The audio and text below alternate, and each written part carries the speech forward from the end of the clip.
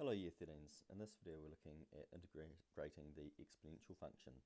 Now hopefully you'll remember from differentiation that if we have a function e to the x, then if we differentiate it, it just differentiates to itself. And so if you think about it, it makes sense that if you are integrating, if it will let me write, if you are integrating e to the x, then that would mean it would integrate to e to the x as well, plus a constant of integration, because we're not quite sure what other things may have been in the integral. Okay, so that's the principle by which we'll approach this first problem. And so we've got to think, well, if we've got a power of x, what would that do in differentiation? Well, it would do nothing, because x differentiates to 1.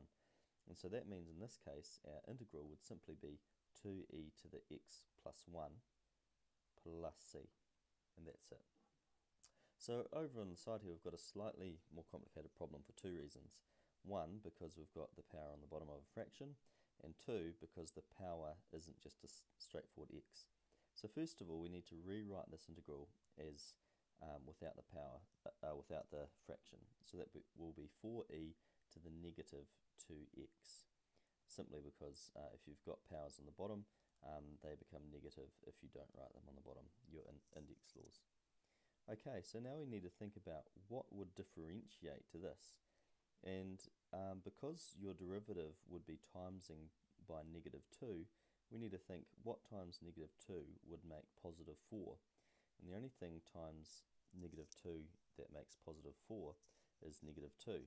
So we're going to have negative 2e to the negative 2x, and that function would differentiate to this. The only other thing that we need is our constant of integration, and that's how we do that problem. Okay, so to practice these, you've got exercise 20.01, and have a go at those.